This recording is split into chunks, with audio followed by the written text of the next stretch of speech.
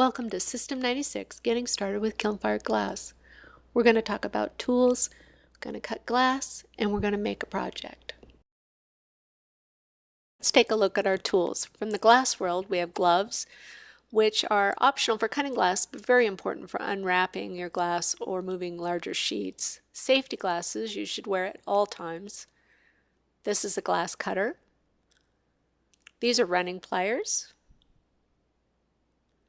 And these are glass nippers. We'll demonstrate all those in a little bit. From around the house, you'll want to gather up plastic containers with lids. Those come in handy. Elmer's white school glue we use to glue our projects together. Something to contain the glue. And we use toothpicks to take just a little tiny bit of the glue and apply it to the glass pieces we want to glue together. You'll need a ruler and a black Sharpie ultra fine point. For cleaning up, a brush and dustpan works great. Never use your hand. For work surface today, we're going to use this plastic needlepoint canvas. It's available at craft supply stores. If you can get down to an art glass retail store, a waffle cutting grid like this is ideal.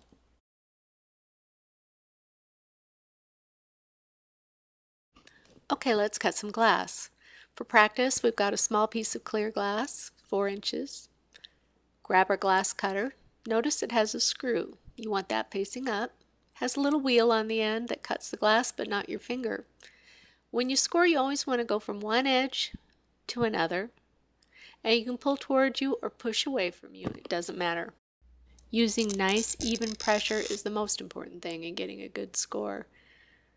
You'll see that very faint line, kind of like a strand of hair on the glass. It's a good score. I'm going to grab my running pliers. They also have a screw, which you want pointing upward. And there's a line right here, which you align with the score. It has curved jaws that applies even pressure on both sides of your score to run that score. To cut on a line, you simply take your Sharpie and your ruler to make a line on the glass. This comes in handy, especially working with opalescent glasses. There's my line. Get my cutter, make sure the screw is up. And this time I'm going to push away from me so I can keep an eye on that line as I make my score. Nice even pressure. Grab my running pliers. Align the line with the score. Squeeze gently and run it. You can also cut gentle curves with a glass cutter. I'm going to push my score away from me so I can see my line I've drawn better. Got my score. And to run it, I'm going to start from one end. You can see that it ran partially, and I'm going to finish it from the other side. And these are glass nippers. Great little tool. They've got round wheels that when you squeeze them together, break or nip off pieces of glass. You always want to use them with a container, nip downward in there so the glass doesn't fly around. You can nip small pieces like we're doing here, or you can use the tool to shape a piece of glass by nibbling off little bits at a time.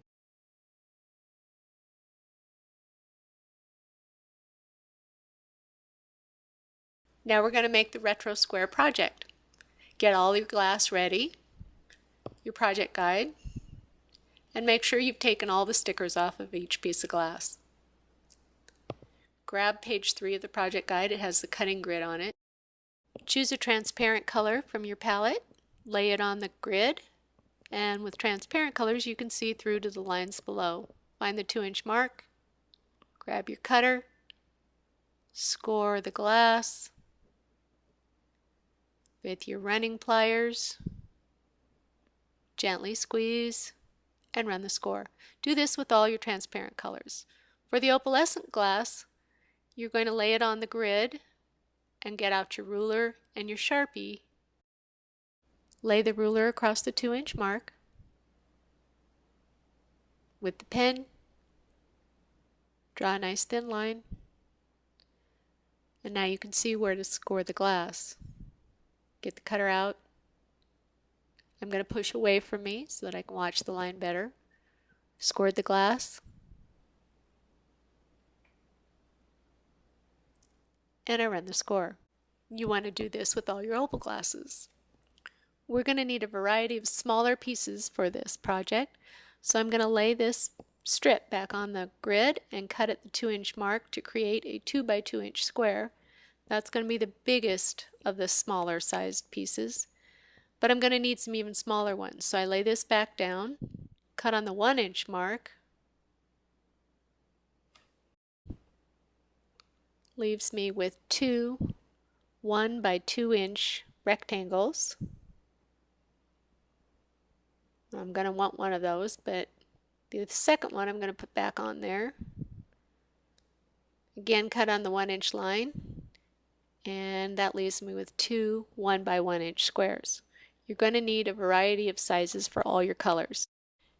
Now we want to arrange and glue all our pieces onto our clear 6-inch base. The pieces for this bottom layer should be all the evenly cut ones, 2 by 2, 1 by 2, 1 by 1, so that they all fit together neatly onto the base.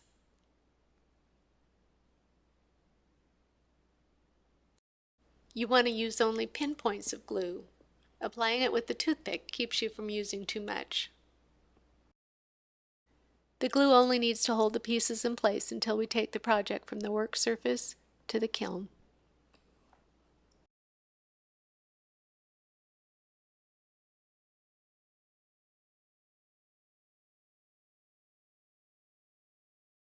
With the first design layer in place, it's time to begin to stack upward. This next layer needs to be slightly smaller than the piece it goes on top of. You can still use the grid, but you need to estimate how much smaller each piece needs to be. And then the third layer on top of that needs to be a little bit smaller still.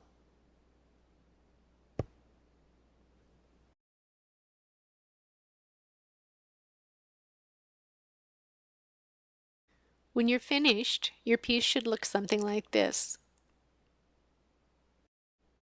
Take out a 7-inch piece of papyrus kiln shelf paper, set it on your kiln shelf, and gently lower your project onto the paper. Carry the shelf carefully to your kiln and fire on a full fuse setting. To fire your project, use your kiln's auto settings for a full fuse and choose slow if you can. Or you can program your kiln using the firing schedules in the Getting Started with Kiln Fired Glass booklet. It's available from system96.com. And if you need help programming your kiln, please contact your kiln manufacturer. And be sure to look for a System 96 art glass retailer in your area for classes, assistance, and supplies.